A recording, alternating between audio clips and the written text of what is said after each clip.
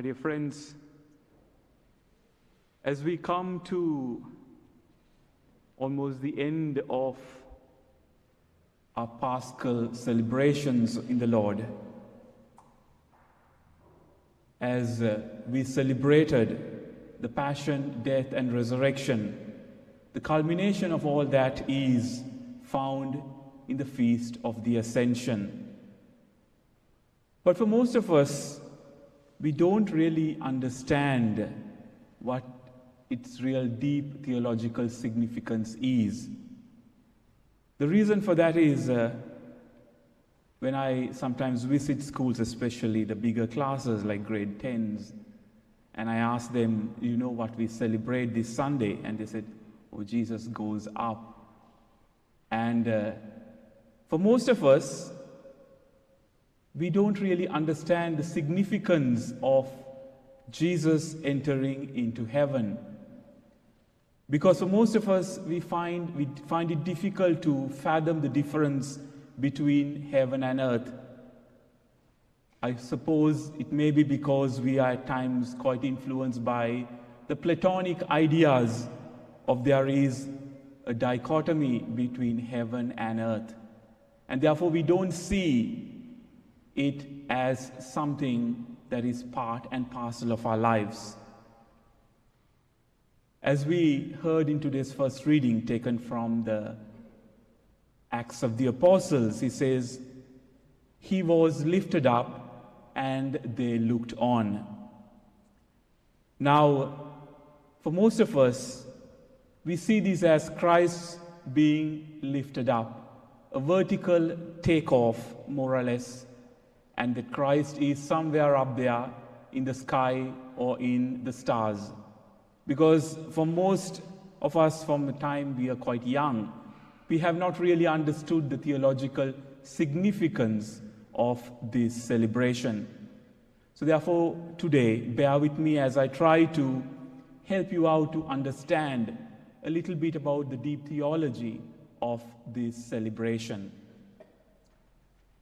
I think most of you might be quite familiar with the writings of Francis Maloney, a theologian. He says, the ascension of the Lord is not a celebration of a physical journey through the skies. Spectacular and moving though it may be, we must not allow some artist's impression of the ascension to influence our impression of this great feast, a very important aspect of our faith. And therefore, I would like to bring your attention to a small detail that was mentioned in the Ascension account. They say in the Act of the Apostles, St. Luke says, while they looked on, a cloud took him from their sight. Now, one of the things we need to understand is, at Jesus' resurrection, though he was physical in every aspect, as he told his disciples, come touch and see, it is I, for a ghost cannot eat or drink. His physical body was somehow different.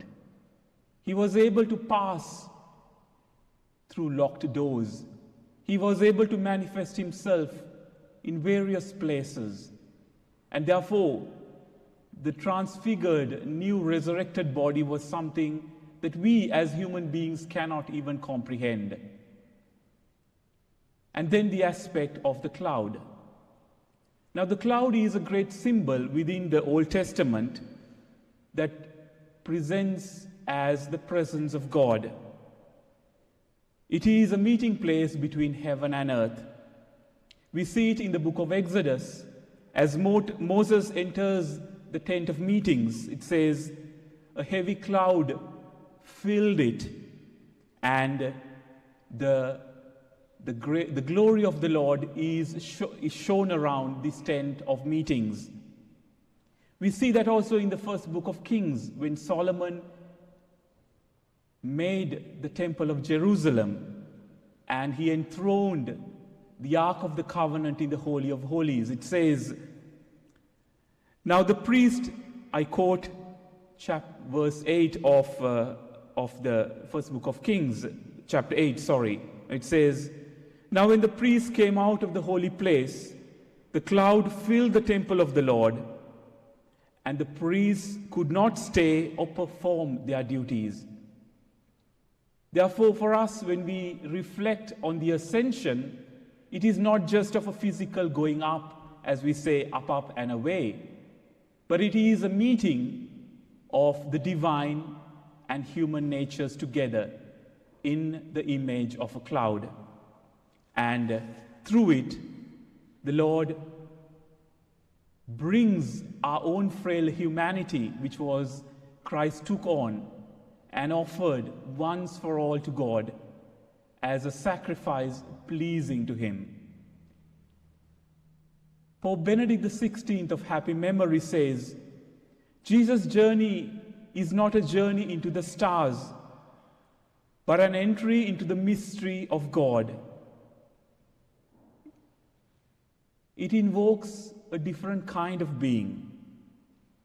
He goes on to say, Jesus did not depart to some distant star, but enters a communion of power and life with the living God. And therefore Christ enters and has dominion over space and time. He has not gone away, but is now and forever, by God's power, present in and for us, as we heard in today's second reading. Therefore, we need to understand, when we reflect on this mystery, that God is not in one space alongside other spaces, but God stands in relation to all spaces as Lord and Creator, and His presence is in divine dominion over all that He has created. Therefore, Christ tells in the Gospel, according to St. Matthew, that all power in heaven and earth has been given to me. Now, if you recall, at the beginning of the season of Lent, in the fourth chapter of St. Matthew's Gospel, we encounter the temptation of the Lord.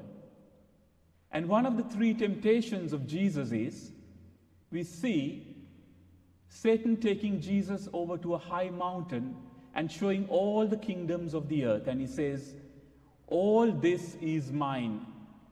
And if you worship me, all this could be yours. And now see the difference. In chapter 28 of Matthew's Gospel, after his passion, death, and resurrection, Jesus says, everything in heaven and on earth is mine. And therefore he gives the Great Commission. Go therefore and baptize everyone in the name of the Father and of the Son and of the Holy Spirit. And he goes on to say, I am with you always, even to the end of the age. Once again, the name you recall at the birth, Emmanuel, God is with us, transcending time, space, with us to the end of the age. My dear friends, for most of us, as we reflect on this great feast, we sometimes forget the great commissioning that Jesus did in today's gospel. We remember God's command of love of God and neighbor, but most often we forget the most important of God's commissioning, of Jesus' commissioning to his disciples. Go therefore and proclaim the good news, baptize in the name of the Father, Son, and the Holy Spirit. We need to understand that the church, each of us gathered here, Whenever we gather together, we bring heaven and earth together. We call down upon us and all humanity the sanctifying grace of God. And therefore, the great challenge for us this morning, my dear friends, is, are we overwhelmed by this gospel? Are we moved by this gospel to go and proclaim it to the four corners of the world? Therefore, as we celebrate this great feast, let us ask the Lord to give us the grace that we need to bear witness to His love, to bear witness to His message of salvation. As we know, we live in a society that is anti-God, where we far remove God from our daily life. And therefore, you and I are called in a special way and anointed by the Holy Spirit to go forth and bring God back to ordinary human life. Therefore, let us ask for that grace as we continue in today's Eucharist.